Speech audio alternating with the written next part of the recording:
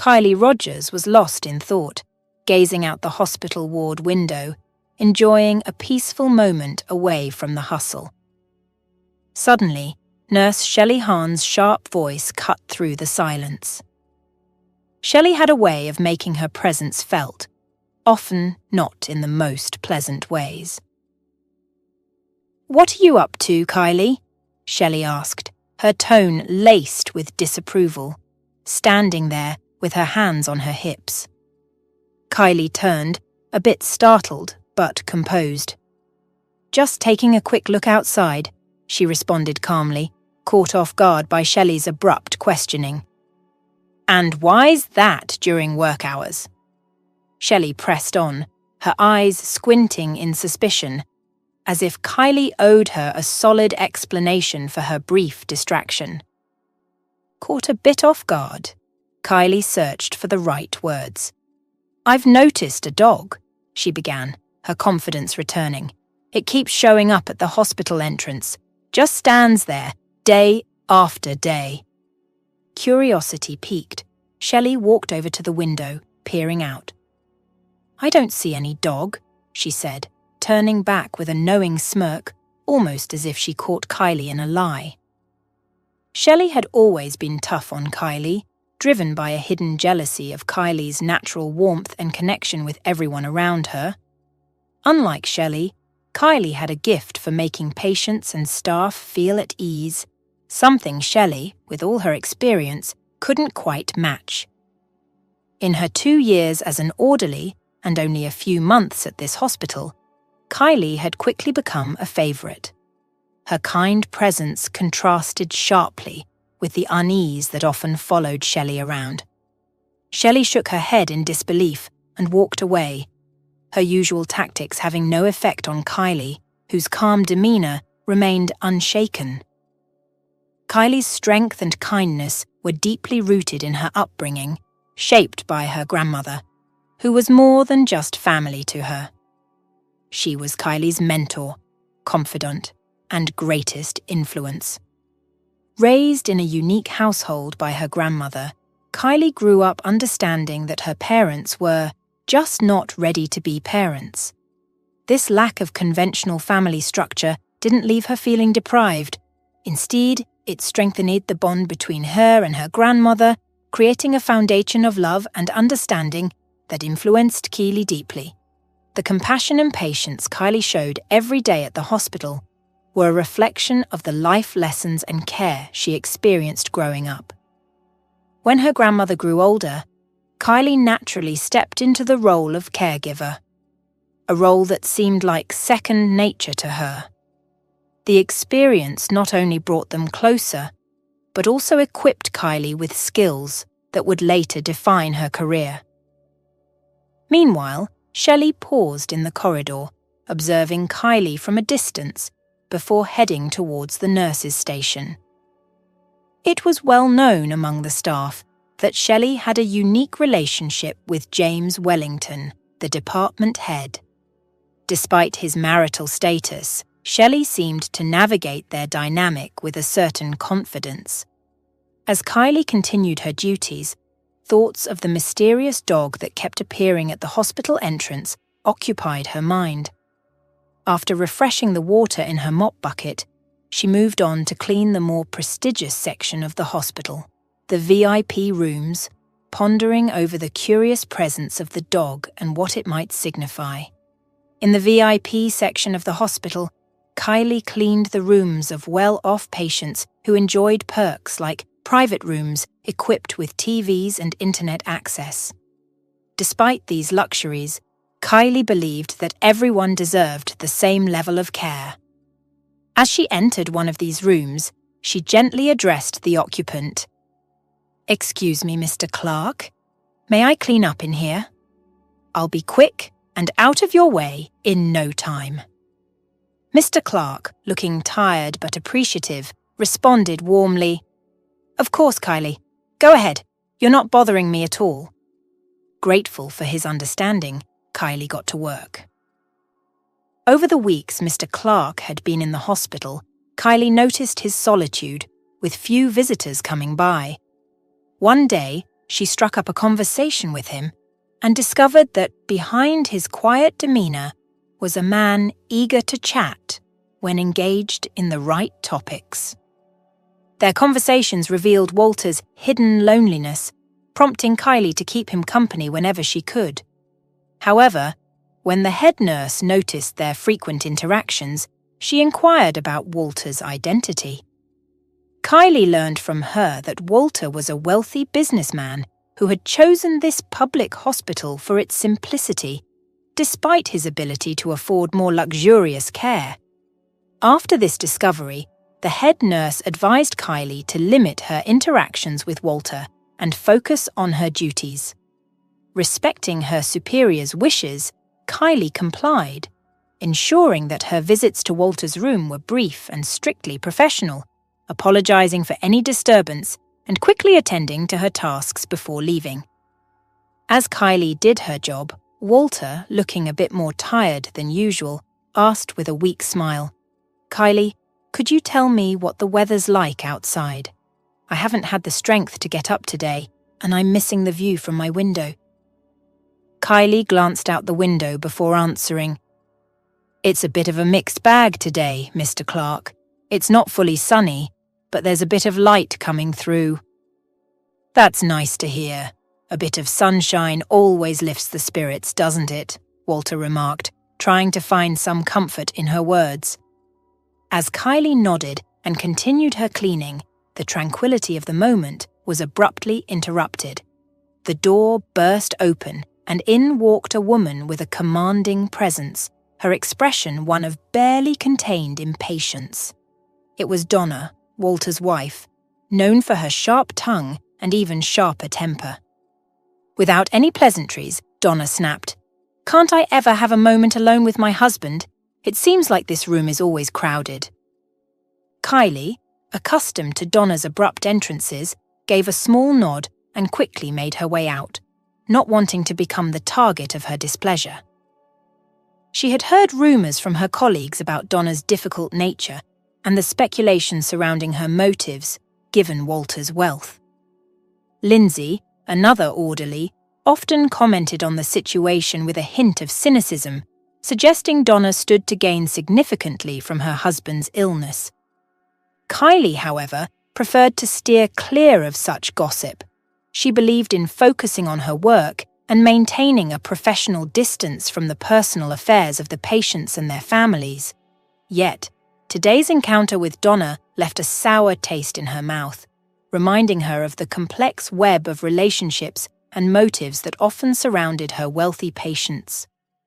Despite this, Kylie remained committed to her role, providing care and maintaining the cleanliness of the hospital, a sanctuary for healing and hope amidst the personal dramas unfolding within its walls.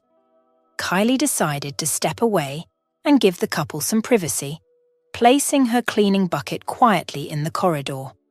She couldn't help but overhear parts of Walter and Donna's conversation through the door, left slightly open.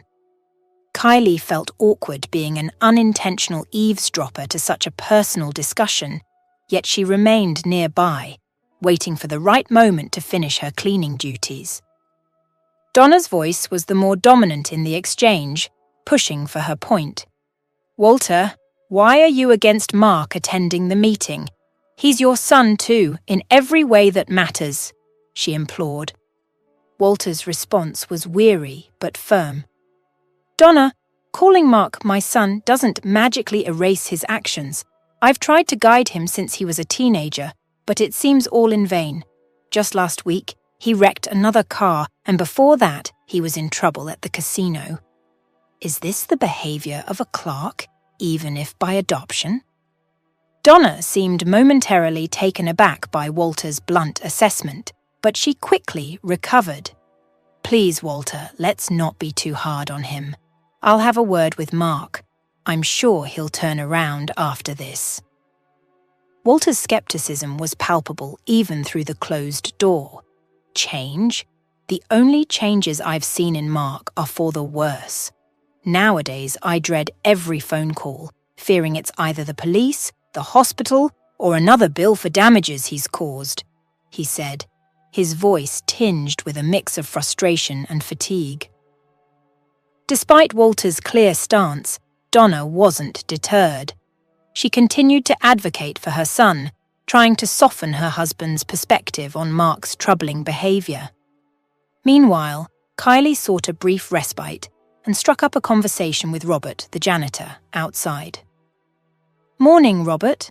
Have you noticed a large, light-coloured dog hanging around here lately?"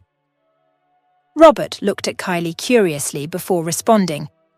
"Morning, Kylie. What's got you interested in a dog all of a sudden?" Kylie's eyes brightened, relieved to know her observations were validated. "So, he is real. I thought I was imagining things," she exclaimed. Robert chuckled. "You've got quite the imagination, Kylie. Yes, there's a dog, named him Mickey. His owner's a bit of a loner, reminded me of Mickey. They say dogs bring comfort to the lonely." Kylie's curiosity grew. What happened to Mickey's owner? Is he okay? The janitor's expression turned somber. "It's a sad story. The old man's in ICU, was hit by a car. Happened right after he left the store one evening. They say Mickey knew something was wrong, broke out to find him, lay beside him until help arrived. Now, Mickey waits outside, looking up at the hospital windows. I've been letting him stay in my shed. It's the least I can do." Kylie's heart went out to the dog and his owner, and she admired Robert's kindness. "That's really compassionate of you, Robert," she said, her voice filled with genuine respect. Later, drawn by curiosity, Kylie approached the shed. She barely caught a glimpse of a shiny black nose through a small opening. "Hello there, Mickey. You're quite the handsome fellow, aren't you? And those eyes, they're so expressive, almost human," she cooed softly. At the sound of her voice, Mickey cautiously stepped out, nudging Kylie's hand with his nose in a gentle greeting. "You're a good boy, Mickey, so loyal to your owner. Don't worry, our doctors are some of the best. Your owner will be up and about in no time," Kylie reassured him, her voice soothing and full of hope. As Kylie finished petting Mickey, she noticed Donna striding confidently out of the clinic. Donna's luxury car stood out in the parking lot, a stark reminder of the financial gulf between them. "Time to get back to work," Kylie thought to herself, giving a friendly wave to Robert. "Take care, Robert. And don't worry, Mickey, I'll drop by later. I've got some of my grandma's pies for lunch, and I'll make sure you get a taste," she promised, her words bringing a wag to Mickey's tail. Kylie headed back inside, and upon re-entering Walter's room, she was greeted by his appreciative smile. "Kylie, glad you're back. Sorry about earlier. Didn't mean to throw you off with our little family drama," Walter apologized. "It's quite all right, Mr. Clark. Family discussions are important. I completely understand," Kylie reassured him, picking up where she left off with her cleaning. Walter watched her for a moment, a contemplative look crossing his face. Kylie could feel his eyes on her, which made her focus all the more on her tasks. Walter seemed to be wrestling with something internally, hesitating before finally deciding to speak up. Breaking the silence cautiously, Walter inquired, "Kylie, when are you planning to take some time off? Got any vacation coming up?" Kylie paused, a bit puzzled by the question. "I might take some time in December, so it's still a few months away." "Why do you ask, Mr. Clark?" she responded, her curiosity piqued. Walter was suddenly overcome by a coughing fit, but once it passed, he looked at Kylie with a seriousness that took her by surprise. "I need a favor, Kylie. It's become clear to me that there aren't many people I can truly rely on," he admitted. Kylie was taken aback, unsure how she, a simple orderly, could be of assistance to someone like Walter. He sighed, then made an unexpected request. I'd like you to pretend to be my daughter for a little while. It would be temporary, and of course, I'd make sure you're well compensated for your time, Walter proposed, his request leaving Kylie in a state of disbelief and confusion. Kylie's surprise was evident as she accidentally dropped her mop, the sound echoing through the room. "Pretend to be your daughter? Mr. Clark, are you serious?" she asked, her voice a mix of confusion and disbelief. Walter's expression was earnest, his tone apologetic yet urgent. "I know this sounds unusual, Kylie, but it's not a joke. My new business partners place great value on family connections. They often involve family members in social events as a way to build trust before finalizing any deals." Kylie, still trying to wrap her head around the request, questioned further. "But why me? I don't see how I fit into your business dealings, Mr. Clark." Walter took a moment to explain, his demeanor indicating a preference for clarity over haste. "You see, Kylie, these partners are planning a special event for the adult children of everyone involved in the deal. It's meant to foster unity and loyalty among us. But here's my dilemma. I don't have anyone to represent me. My stepson is, frankly, unreliable. His behavior is unpredictable, and I can't risk him causing a scene. That's why I thought of creating a backstory about having a daughter from a previous marriage. You'd be perfect for the role, given you're not known in our business circles." Kylie couldn't help but respond with a touch of sarcasm. "Well, that's certainly a novel approach to business networking." Walter cracked a smile, relieved to see a flicker of interest from Kylie. "Exactly, and I assure you, it's all in good fun. You'll enjoy the event, and no one will be the wiser about our little arrangement." Kylie's skepticism was clear as she voiced her concerns. "But why choose me for this role, Mr. Clark? It's kind of you to consider me. But aren't there professionals for this sort of thing? An actor, perhaps?"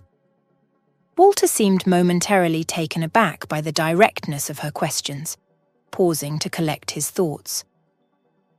"I've thought about that, Kylie, but actors have a certain air about them. It's their job to pretend, and that can come across as insincere. I'm looking for authenticity, someone who hasn't been jaded by the trappings of wealth. That's where you come in. Besides, I have a major surgery on the horizon, and the outcome is uncertain. Please, take some time to think about it. I'll make arrangements with your supervisors to ensure you're not penalized for taking the time off," he explained, a hint of urgency in his voice. Kylie couldn't help but be slightly moved by Walter's earnestness. The idea of stepping into the shoes of a wealthy businessman's daughter was both daunting and exhilarating. For a fleeting moment, she allowed herself to indulge in the fantasy, envisioning the glamorous life that could be hers, even if only for a short while. Yet, the reality of her situation quickly brought her back down to earth. "Walter, I'm flattered by your offer. Really, I am. But I just can't see myself fitting in with that crowd. I wouldn't even know how to begin blending in. I don't have the wardrobe, the right look, or the mannerisms. Attending such an event in my current state would be a disaster. How could I possibly pull this off?" Kylie expressed her doubts, her voice tinged with a mix of incredulity and genuine concern. Walter, with the keen insight of a seasoned negotiator, sensed Kylie's hesitation and decided to address it head-on. "Kylie, let me take care of everything. You won't have to worry about a thing. We'll find you a beautiful dress, get your hair and nails done, the whole 9 yards. I'm asking for your help because I'm genuinely in a bind. With my surgery looming, I'm uncertain about the future, and I can't depend on Mark or Donna in this matter. I need someone reliable, and from the moment I met you, I knew you were the right choice for this, he explained earnestly, hoping to sway her decision. Kylie felt a mix of emotions as she listened to Walter's plea.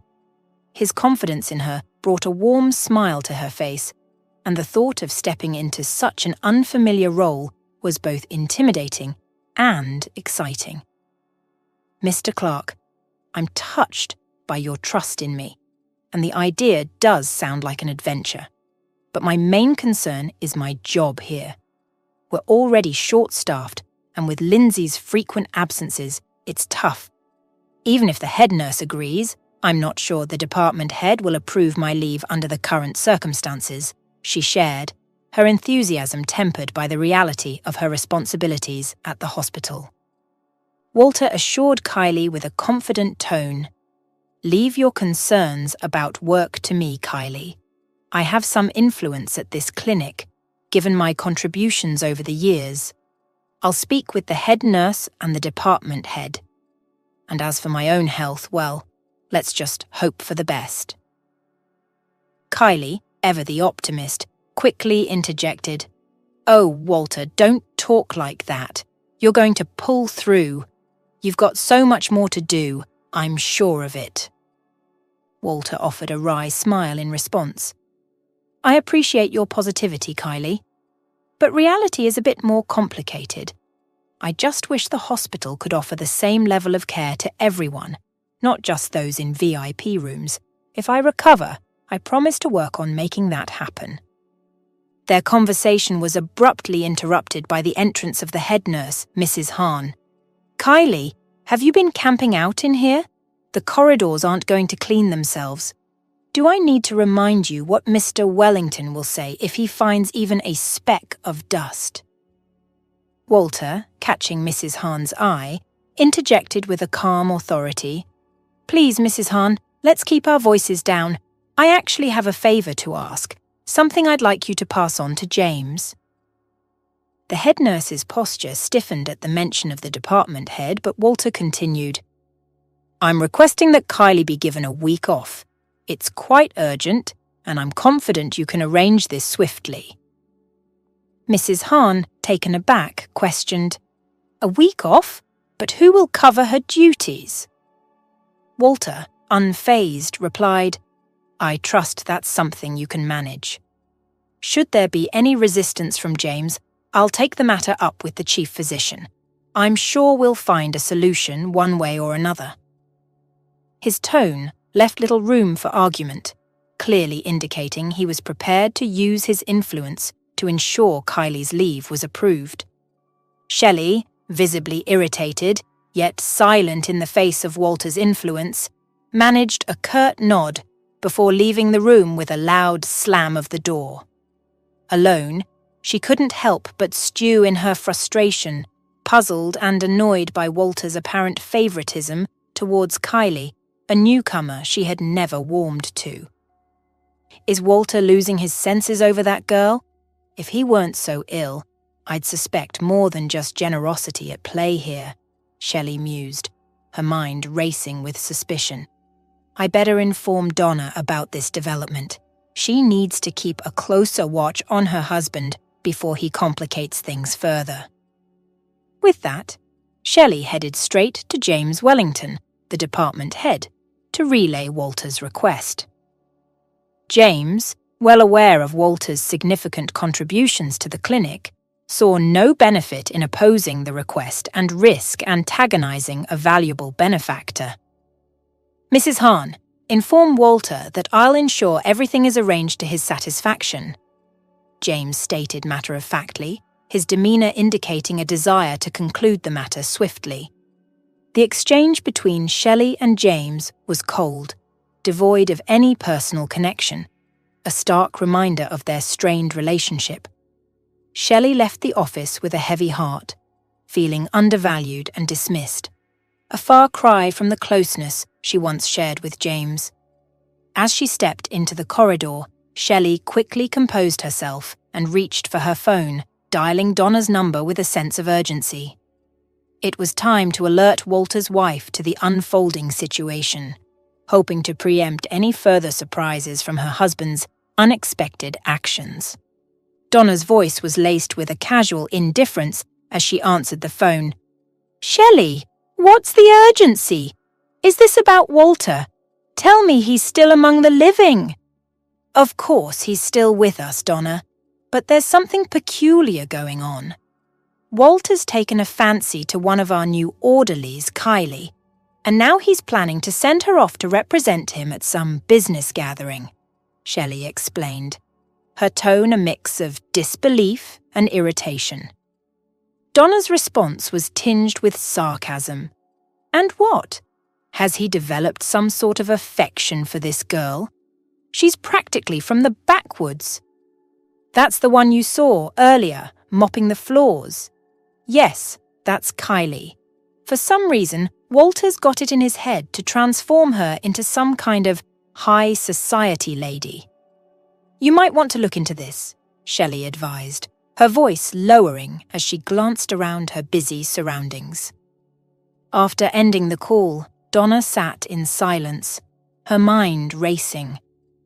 She had harboured hopes that Walter would warm up to the idea of sending Mark, his stepson, to the event, viewing it as an opportunity for Mark to forge valuable connections and establish himself as a successor to Walter's business empire. Given Walter's precarious health and the uncertainty surrounding his upcoming surgery, Donna felt an urgent need to secure her and her son's future. "Donna, think. Walter's days might be numbered. Who will take the reins once he's gone?" she mused to herself. Having a woman lead the company is one thing, but let's be realistic. The business world doesn't always welcome women with open arms. And sure, Mark has his flaws, but who doesn't? Everyone has their youthful indiscretions. It's not like Walter was a saint in his younger days. Now's not the time for him to play the moral arbiter. Donna's contemplative silence was broken by her son, Mark's casual request for money, his plans for the evening laid out with no hint of restraint. "Mom, I'm tapped out. Walter confiscated my gold card, and I've got plans with the guys tonight." With a sigh, Donna turned to face him, her expression a mix of frustration and concern. "Mark, here's the money, but listen, can't you ease up on the nightlife? Walter's been scheming again, and it involves that party I mentioned before." Mark's interest seemed to wane. "What about it?" Donna, seizing the moment to emphasize her point, painted a vivid picture of Kylie. "Imagine this. Walter's choosing an orderly over you for the event. A real country girl, looking like she stepped out of a pastoral scene, not someone who belongs at a business gathering." Mark's mood visibly darkened at the mention. "Walter's always causing trouble, isn't he? But he won't be around forever. Maybe it's time we made sure his affairs are in order, especially the will.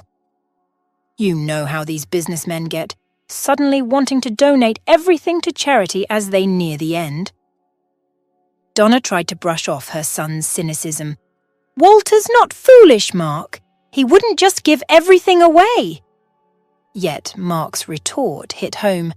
"Oh, come on, Mum. Don't act like you haven't noticed how much he spends on those shelters and animal rescue places." The reality of Mark's words weighed heavily on Donna. Without hesitation, she rummaged through her purse, pulling out a well-worn notebook to find Tim Iverson's number.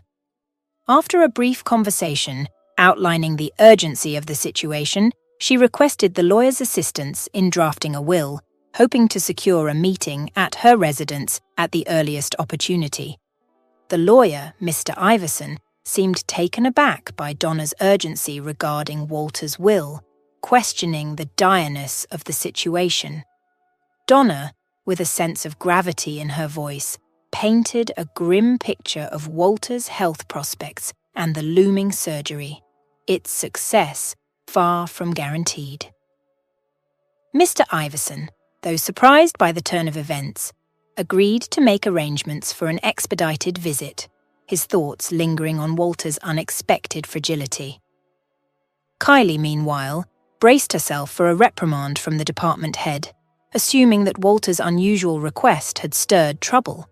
However, she was met with an unexpected turn of events when James not only approved her leave, but extended it, leaving her both grateful and surprised.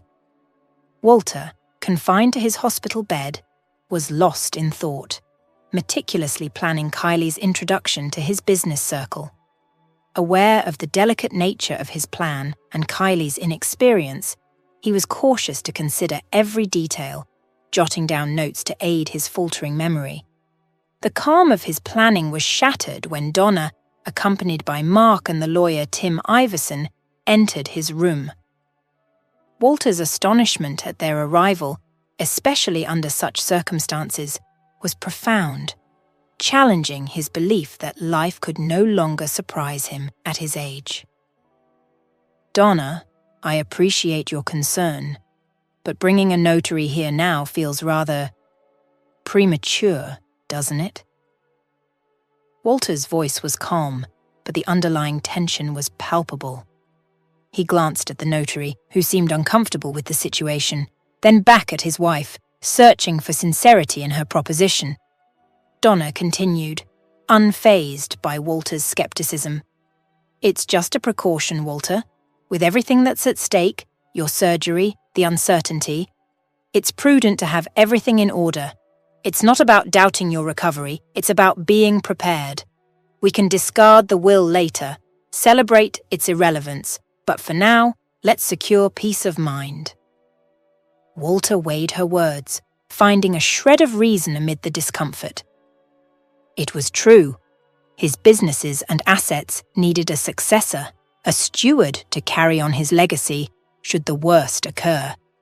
Yet the candidates before him left much to be desired. His gaze fell on Mark, who seemed almost too eager, as if he had already claimed the inheritance in his mind.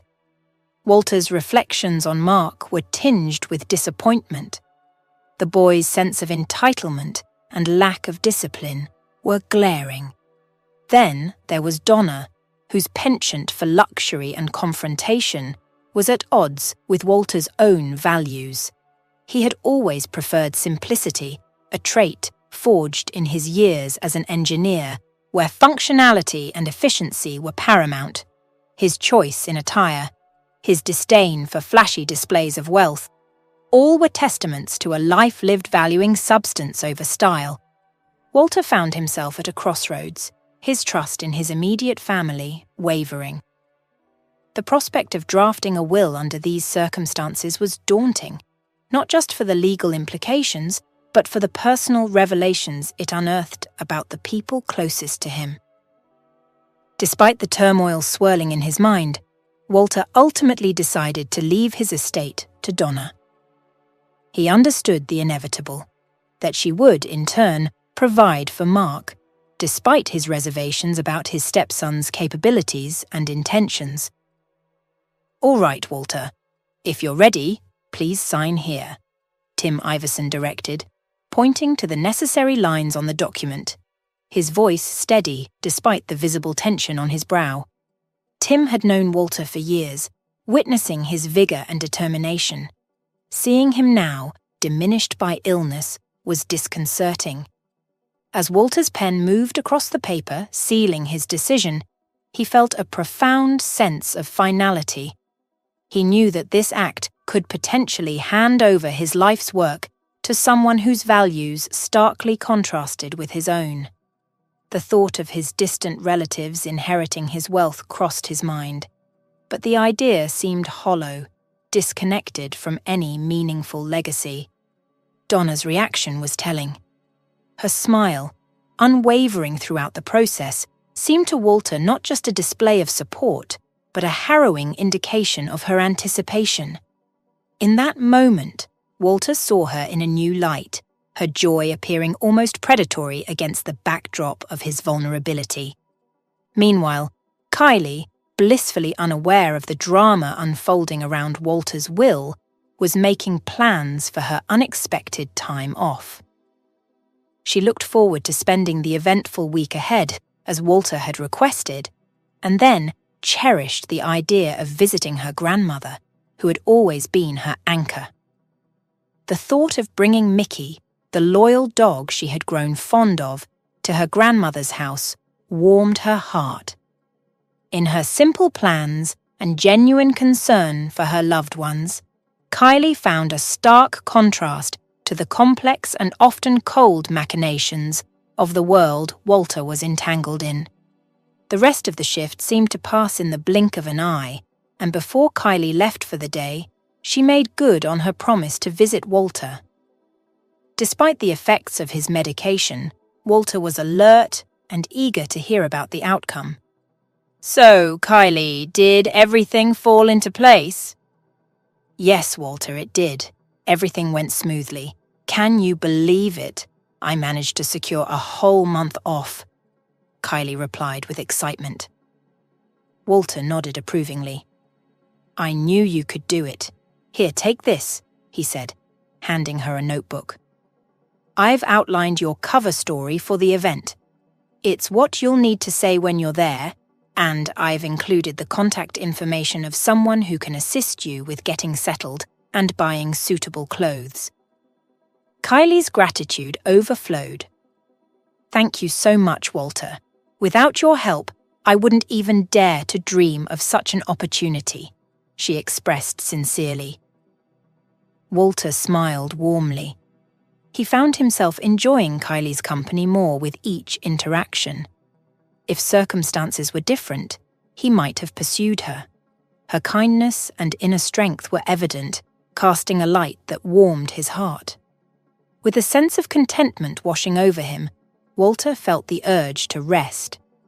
As Kylie stepped out of the clinic, Robert, the elderly janitor, approached her with a somber expression. "Kylie, there's something I need to tell you," he began, his voice heavy with emotion. "The owner of Mickey passed away today. Poor thing. Mickey sensed it somehow. He started trembling and then howled mournfully for a while. I kept him in the storage room to avoid trouble with the chief physician, but it's no place for him. He'll waste away from grief in there. Do you think you could take him?" "Just for a while. At least you have a house. Mickey's a smart dog. He won't be a bother. He's trained to relieve himself where you show him," Robert pleaded, his concern evident in his eyes. Kylie gazed sadly at the forlorn dog sitting at Robert's feet, his head hanging low. "What if he doesn't want to come with me? I can't force him." "I'm sorry, Robert, but I think Mickey might not agree to go with me," Kylie responded with a hint of concern. "He will, don't you worry. He likes you. I could tell right away. Just be gentle with him. Scratch behind his ears often. Animals, just like people, need support and understanding," Robert reassured her with confidence. Kylie smiled and gently beckoned Mickey with her finger. "Come on, boy. Come to me." The dog hesitated for a moment before slowly rising to his feet and cautiously approaching the girl, sniffing her hands. Kylie exclaimed in surprise, "Oh, how could I forget? I promised you Grandma's pies. Here, I got you one with cabbage and potato. If you like it, I have another one we can share together." Mickey sniffed the treat, but didn't eat it. "He's probably still grieving, but it seems like he listens to you. So be it, Kylie. Please take him," Robert said, nodding in approval. After a brief moment of consideration, Kylie gently patted Mickey on the back of his neck and led him toward the hospital yard's exit. The dog obediently followed beside her, as if he had known Kylie for months or even years. Seeing her granddaughter on the doorstep with a large dog, Loretta recoiled in fear. "Oh, my dear, who have you brought?" "Don't be scared, Grandma. This is Mickey, an amazing dog. His owner was hit by a car a few days ago. So today, well, he passed away, and the dog started howling outside the clinic windows. I had to take him." "What a loyal dog. I thought such things only happened in movies." "Well, if that's the case, let him stay. We'll manage somehow. It's not like we're eating our last piece of bread. We'll take him in," said Monica, Kylie's grandmother, with a warm smile. As Robert had predicted, Mickey settled quietly into Kylie's home, finding a comfortable spot near the door. On his first day there, he refused to eat and spent the evening softly whining, occasionally scratching the door with his paw. However, by nightfall, Mickey had calmed down and drifted into an uneasy dog sleep. The following morning, Kylie woke up earlier than usual and began reviewing the fictional biography Walter had hastily outlined for her. Essentially, the cover story was straightforward. From a young age, Kylie had lived in a rural town with her mother and grandmother. After completing school, she embarked on a quest to find her long-lost father and inform him of her existence.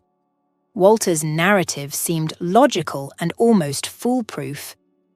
In today's world, unexpected heirs from previous relationships were hardly uncommon. After pondering for a while, Kylie dialed the number provided by Walter and soon found herself chatting with a woman named Darcy. As it turned out, Darcy had been working as a secretary at Walter's company for many years. She was a loyal and dedicated employee with a knack for fashion and etiquette. Meanwhile, Donna was giving Mark instructions on how to proceed in their situation. "Son, you should keep an eye on Darcy, your father's secretary. He'll likely enlist her services to help that pauper. I'm pretty sure they're going to visit this beauty salon. Here's the address. Drop by and tell the girls to give that country bumpkin the special treatment. You understand? And say hi from me. They've been living off my generosity for a long time, so I think they won't disappoint. They'll give her such a hairstyle that she'll be avoided from a mile away," Donna instructed her son before sending him off. Mark's eyes gleamed with malice. He relished his mother's idea, especially after learning about his stepfather's plans. "You just wait, Walter. You're going to regret this. Oh, how you'll regret it," Mark muttered quietly to himself. Mark had always harboured a deep resentment toward his stepfather, regarding him as nothing more than a lowly engineer and blaming him for all his troubles, as if it were Walter who had recklessly gotten behind the wheel or slapped an innocent croupier. Donna seldom spoke of Mark's biological father, but rumours among the business elite suggested he had ventured into a world of crime and taken a dangerous path. However, there was more to the story that neither Walter nor his stepson were aware of. Behind the scenes, Donna had been secretly meeting with her ex-husband, viewing him as the epitome of masculinity and an alpha male. Living a normal married life with Jack was out of the question. With him, Donna's entire existence would be consumed by assembling prison packages and paying off gambling debts. Walter, on the other hand, was intelligent, cultured, and wealthy. Although Donna felt no genuine affection for him, she recognized that love alone wouldn't put food on the table. For that, she had Jack, time-tested and as fierce as a lone wolf. Donna fantasized about seeing Jack take Walter's place, alongside Mark. It would be the perfect alliance of experience and power, wisdom and youthful vigor, a match made in heaven. Jack would swiftly eliminate any competition. Lately, Donna and Jack had been meeting more frequently, as if sensing the inevitable resolution brought about by Walter's potential demise. What a robust, healthy, tough guy. "Still kicking, huh?" Jack would inquire about Walter at each clandestine meeting with Donna. Donna would simply shake her head in response. "Yes, he's still kicking. You'll be the first to know if anything changes. Once Walter is out of the picture, the whole city will be buzzing like a disturbed beehive. Just a little longer, this surgery will be his last," Donna assured her ex-husband. Jack snorted with contempt. If it were up to him, he would have sent Walter to the afterlife long ago.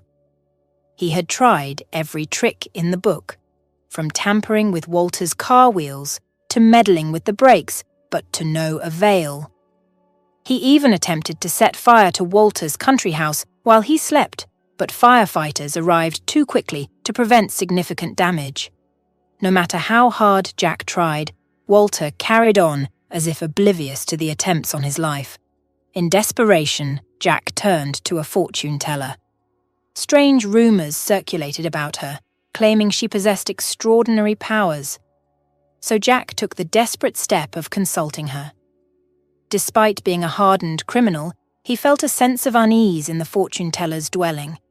Annalise, a woman in her 50s, had all the typical attributes of her trade: brooches, crystal spheres, and various mystical trinkets. After hearing Jack's intentions, Annalise requested a photograph of the intended target. Jack readily handed her a picture of Walter.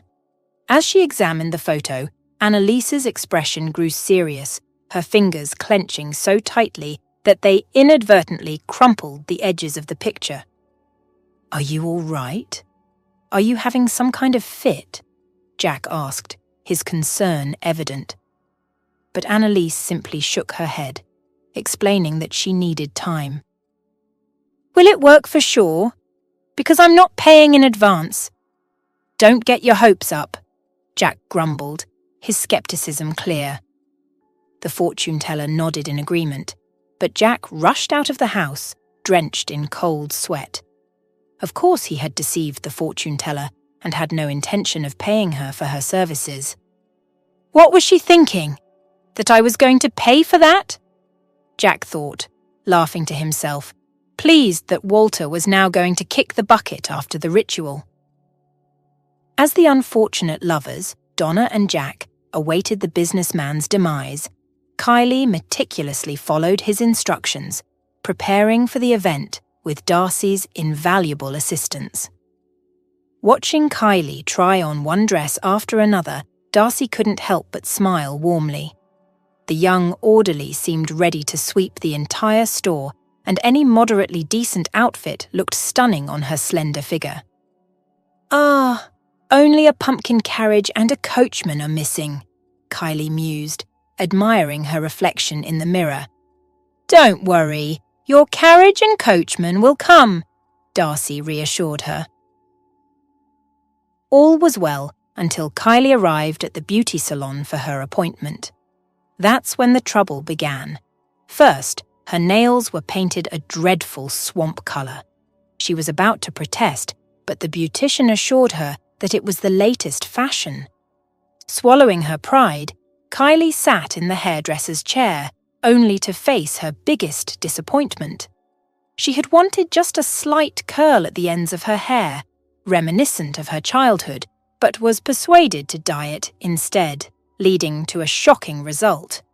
The beautician cunningly swapped the dye, leaving Kylie horrified by the colour of her hair. "Oh my God, what have you done? I look like an alien! How am I supposed to go to the event now?" Kylie exclaimed, barely holding back tears. Unfortunately, Darcy was not there to support her, as she had rushed to the clinic where Walter was being prepared for surgery. "Let's see what we can do about that colour, shall we? It seems there was a mix-up on our part, and for that, we truly apologise. You know, we're all human here. Mistakes can happen," the manager offered, her tone lacking warmth, despite having been briefed just hours earlier on how to handle such situations. "I'm pressed for time. There's no way I can have it redone now. I've got a meeting in 30 minutes. Kylie rushed out, her frustration palpable as she hastily exited the unwelcoming salon. Stepping outside, the bizarre hue of her hair seemed even more pronounced under the daylight, drawing bewildered glances and murmurs from passers-by. Resigned to her fate, Kylie quickly dialed for a cab, knowing every minute counted. In a different part of town, Mark was barely containing his glee as he recounted the incident to his mother over the phone. "You should have seen it, Mom. It was priceless." "Ah, that's my boy," Donna praised, her voice laced with mischief. "A big shout-out to our little helpers at the salon, too. Remind me to send them a token of our appreciation. But remember, the game's not over yet. We need to keep piling on the pressure, just like Walter planned." Their scheming was momentarily overshadowed by a call Donna received from James Wellington, bearing news that Walter was soon to undergo surgery. The implications were clear. The inheritance they'd been eyeing was nearly within their grasp. Meanwhile, Jack, learning of the latest developments from his ex-wife, couldn't help but feel a surge of anticipation. The prospect of no longer sneaking around to meet Donna was tantalizing. Kylie's ride to the imposing estate took longer than anticipated, but as the taxi wound its way closer, the sheer beauty of the location struck her. The sprawling property, nestled by the river and flanked by lush woods, was breathtaking. "Isn't it something?" she murmured, her earlier vexations momentarily forgotten as she took in the scenic view. "You've got that right," the taxi driver agreed, eager to join in the conversation. "Heard it's quite the haven for the elite, what with its dual swimming pools, tennis courts, not to mention a bar and dance floor. Quite the setup, eh?" Kylie couldn't help but nod, her mood lifted slightly by the grandeur of her destination. As the taxi came to a halt at the grand entrance, the driver turned to Kylie with a reassuring smile. "Here we are, miss. Should you need a lift later on, just give me a ring. I'll make sure to get back here as fast as I can." Kylie offered a polite nod, her mind elsewhere as she handed over the fare. She stepped out, her attention immediately captured by the vast gates swinging open to reveal the sprawling estate within, a veritable playground for the affluent. No sooner had she entered than she encountered a group of young guests, their eyes quickly drawn to her distinctive hair. Instead of the anticipated mockery, their reactions took her by surprise. "Incredible style! That's a bold move, breaking away from the norm like that. We love it." The warmth in their voices eased Kylie's initial apprehension, her cheeks warming with a mix of embarrassment and unexpected pride. The group's genuine admiration for her daring choice was a welcome contradiction to her fears. "Thanks," Kylie responded, her voice laced with a newfound confidence as she allowed herself to be swept into the lively atmosphere. Surrounded by peers who seemed to see past the trappings of wealth, she felt an unexpected sense of belonging. The evening unfolded with joyous abandon, dancing, mingling, and partaking in the riverside revelries. Yet, amidst the festivities, an unforeseen disruption loomed. Mark, fueled by a mix of alcohol and a misguided sense of purpose, made his way to the estate with intentions that promised to shatter the night's harmony. His entrance was nothing short of dramatic. Seizing the moment and the microphone on the stage, he commanded the crowd's attention with an air of scandalous anticipation. "Ladies and gentlemen, a moment please. What you're about to hear will undoubtedly intrigue you. Among us tonight is a master of deception, a pretender weaving lies." With a dramatic pause and a pointed finger, he singled out Kylie, casting a shadow over her newfound joy. Kylie's face drained of colour as Mark's accusations echoed through the crowd, his voice oozing confidence. He spun a tale of deception, casting Kylie as a con artist preying upon the elite. His words rippled through the crowd, transforming admiration into suspicion and disdain. The shift was palpable. The air grew heavy with judgment. The once welcoming faces now bore looks of scorn, their eyes piercing through Kylie as if she were a spectacle of deceit. Overwhelmed by the sudden turn of events, Kylie felt tears carving hot trails down her cheeks, each drop a testament to her humiliation and despair. Her heart thrashed against her chest, seeking escape from the torment of public shame. Driven by an urge to flee, to find solace in solitude, Kylie stumbled toward the river, her path marked by the cruel laughter of her peers. Yet, in her turmoil, she found a strange solace in the thought of the river's cool waters, imagining them as a purifying force capable of erasing her pain. As she neared the water, murmuring to herself about cleansing and escape, Darcy's voice shattered the night. "Kylie, stop! Please don't!" Gasping for breath, Darcy reached the riverbank, her eyes wide with concern. "Kylie, listen to me. Walter, he's left you everything. His entire estate, his business. It's all yours now." Kylie paused, the water lapping at her chest, as Darcy's words sank in. Confusion clouded her mind. Walter's will? His business? But why? How does that change anything now? Darcy's grip tightened, her resolve clear.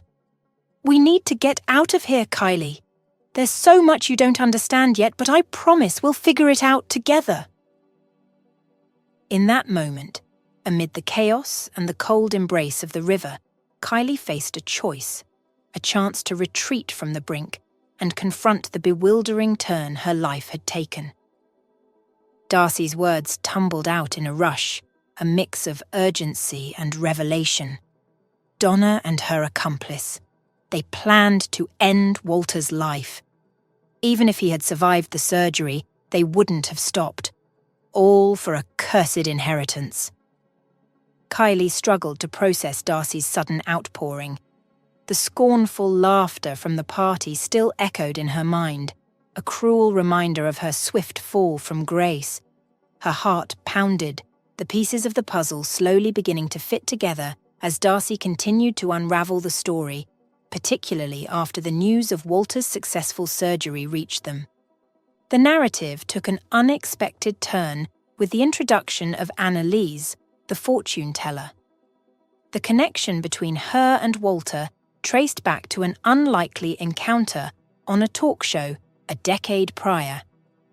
The show had pitted rationalists, scientists, and engineers against believers in the supernatural, with Annalise among the latter. The debate had been intense, with the scientific panel systematically dismantling the arguments of their opponents. Tensions peaked during a fiery exchange between Annalise and one of the scientists, which veered into personal attacks. It was Walter's intervention that left a lasting impression on Annalise. Rising in defense of respectful discourse, he refused to partake in a debate that demeaned its participants for their beliefs. Annalise couldn't recall the specifics of their argument, but Walter's demeanor throughout the show had struck a chord with her. Unlike others, he had shown her respect, not dismissing her beliefs outright, a rarity in her experience. Walter's stance of mutual respect amidst a heated debate had not only earned him Annalise's admiration, but also sparked a friendship that endured beyond the show. Though their paths diverged when Annalise left for abroad, leading to a loss of contact, the memory of Walter's integrity and kindness lingered, setting the stage for their unexpected reunion years later. When Jack sought out Annalise with Walter's photograph in hand, he was met with an unexpected moral steadfastness. Annalise, whose practices were rooted in positivity and guidance rather than malevolence, firmly declined to partake in any form of curse-casting. Her ethos was one of benevolence.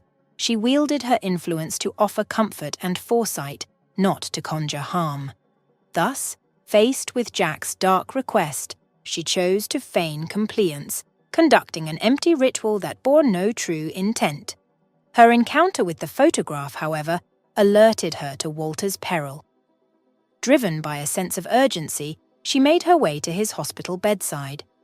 Walter, initially puzzled by the unexpected visit, soon found himself enveloped in the warmth of a familiar presence as recognition dawned. Their reunion was marked by reminiscences and shared smiles, momentarily eclipsing the ominous undercurrents that had led to their meeting. Walter expressed his gratitude for her visit and queried how she had come to learn of his predicament. Annalise recounted her encounter with Jack, painting a picture of the man through her description.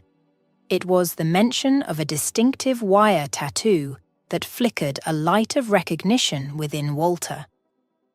Jack, though a peripheral figure in Walter's life, was now cast in a dubious light.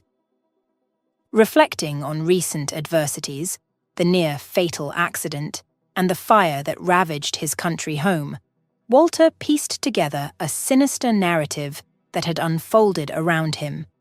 His inherent trust in the goodness of others had blinded him to the malevolent schemes brewing in his own household. While he had always known that his wife and stepson were financially dependent on him, the realization that they might harbor lethal intentions shook him to his core. Walter's inherent optimism had not prepared him for the betrayal that lurked within his own family. Following the unsettling insights into the intentions of those closest to him, Walter made the decisive move to alter his will, entrusting his legacy to Kylie, an unassuming hospital orderly. This pivotal decision was driven by the recent chain of events that unveiled the grim motivations of his wife and her accomplice. In a swift and covert operation, Darcy, sensing the urgency of the situation, dashed from the beauty salon to discreetly summon notary Tim Iverson to Walter's side. Their goal? To amend the will in the nick of time, mere moments before Walter was wheeled into an operation fraught with uncertainty. Walter's strategy was ingeniously straightforward. By designating Kylie, a seemingly random beneficiary with no ties to his wealth, he cleverly extricated himself from the dangerous crosshairs of Donna and Jack's greed. His Demas would no longer serve their avaricious ends. Choosing Kylie as the heir was not a decision taken lightly, but among the many virtuous individuals Walter had encountered, Kylie stood out. He fondly remembered their early interactions during his hospital stays, where Kylie's sincerity and kindness had left a lasting impression on him. Walter had long harbored the sorrow of being childless, a void he hoped to fill by marrying Donna and embracing her son Mark as his own. Yet, as time unfurled, Mark's behavior grew increasingly malevolent, mirroring the traits of his biological father, Jack, much to Walter's dismay. Many had suggested adoption as a solution to Walter's longing for parenthood, but he hesitated, daunted by the magnitude of such a responsibility and doubting his aptitude. It was only in the face of his potential end that Walter confronted the stark reality of his existence. He realized that the legacy he wished to leave behind should be one of benevolence. Thus, he entrusted his fortune to Kylie, hoping to bestow upon her the joy and security he believed the wealth could provide. Yet, destiny held a twist. Not only did Walter survive the precarious surgery, but he also began a gradual journey toward recuperation, altering the course of many lives in the process. Kylie breezed into Walter's hospital room, her vibrant smile a stark contrast to the sterile environment, her cleaning tools conspicuously absent. "Guess I should start calling you Dad now, huh, Mr. Clark?" she quipped, perching herself on the bed's edge with a playful grin. Walter couldn't help but comment on her unique hairstyle, though he tactfully restrained himself. "That's quite the unique look you've got there," he managed, his tone laced with amusement. Rolling her eyes with a good-natured chuckle, Kylie responded, "Let's not add to the commentary, shall we? I'm planning a dye job tonight to correct this disaster." Their conversation meandered through the recent whirlwind of events, a shared reflection that brought both comfort and disbelief.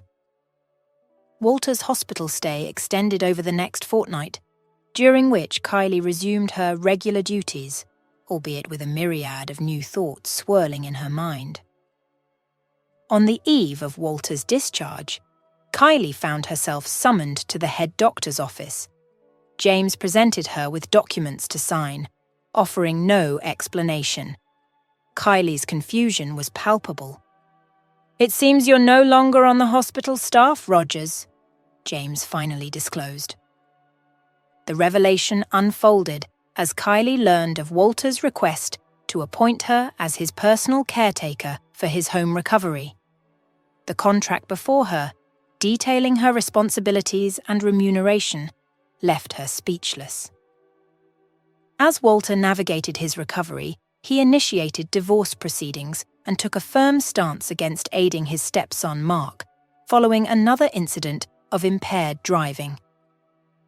The police investigation into the accident unearthed a chilling discovery: bloodstains on the car's bumper, with DNA matching a recent hit-and-run victim. The victim's identity brought an unexpected twist to the tale, revealing him as the owner of Mickey, the dog Kylie had rescued. This strange twist of fate left Kylie in contemplation, marveling at the unpredictable turns life could take, guided by the unseen hand of coincidence and destiny. During her visits to Walter's residence, Kylie found her role as a caretaker somewhat superfluous. Walter was largely self-sufficient, his recovery progressing well enough that he required little in the way of physical assistance. It became apparent that his decision to employ Kylie was more about companionship than care, a fact they both silently acknowledged. Each evening, as her time to depart approached, Kylie would offer Walter a warm smile, excusing herself with a gentle reminder of her responsibilities at home. "I better head back," she'd say with a hint of reluctance. "My grandma needs me." On one such evening, a week into this routine, Walter, feeling a connection and yearning for a sense of belonging, tentatively broached a subject that had been on his mind. "Kylie, would you mind if I joined you tonight? I'd love to meet your grandmother," he inquired, his voice laced with a hopeful curiosity. Kylie, taken aback by the unexpected request, hesitated for a moment, before a genuine smile broke through her surprise. "Of course, Walter. I think she'd love to meet you too," she responded, the warmth in her voice dispelling any remaining uncertainty. That evening unfolded into a cherished memory for Walter, a stark departure from the sterile isolation of his recent past. Kylie's modest mobile home radiated a warmth and authenticity he found deeply comforting. Together, they savoured hot chocolate under the night sky, enveloped in a tranquility that Walter realised he had been missing. For the first time in a long while, he felt a genuine sense of home, a feeling he had long thought lost to him. As they sat in the cosy living room, Kylie's grandmother, Monica, proved to be an engaging conversationalist, her keen insights and warm demeanour making the evening all the more enriching. After Walter shared his experiences, a thoughtful silence settled over them, Monica's contemplative gaze hinting at the wheels turning in her mind. Sensing the direction of her thoughts, Walter ventured, "You're thinking about her, aren't you? Annalise." Monica looked up, a hint of surprise in her eyes. "How did you guess?" Walter offered a knowing smile. "Sometimes it takes just a little push to see what's right in front of us." It was clear they were both drawn to the memory of Annalise, their unexpected reunion on the talk show, her pivotal role in unveiling the treachery that surrounded Walter, and the undeniable connection that had resurfaced between them at the clinic. Just then, Kylie breezed back into the room, a tray of sandwiches in hand, and quipped, "Should I get ready to play another part in this unfolding drama?" Walter chuckled, shaking his head. "I think we've had our fill of masquerades for now, but I could use your keen eye for fashion tomorrow." The following day found Kylie, Monica, and Walter embroiled in a shopping expedition unlike any Walter had previously experienced. The store became their playground, with Kylie and Monica enthusiastically ushering Walter into trying on an array of outfits, many far removed from his usual sartorial choices. Though initially out of his element, Walter found himself enjoying the process, buoyed by the laughter and light-hearted banter. In the end, as he looked at his reflection, transformed and refreshed, he couldn't help but feel that the time spent in the company of these remarkable women was entirely worth it. Walter's invitation to Annalise for dinner was framed as a belated gesture of gratitude, but the underlying sentiment was far deeper. The evening unfolded with a gentle sweetness, enveloped in the soft glow of candlelight and the shared reminiscences of past encounters. As the night wore on, Walter, buoyed by the warm atmosphere, playfully suggested, "Annalise, do you think you could read my future in my palm, just for old time's sake?" Annalise, amused by the request, took his hand in hers, her eyes scanning the lines with feigned seriousness. "I see a solitary figure on a beach, lost in thought, the weight of solitude in his stance," she narrated, her voice soft. Walter felt a pang of melancholy at her words, but Annalise continued. "But then, out of nowhere, a burst of joy disrupts the solitude.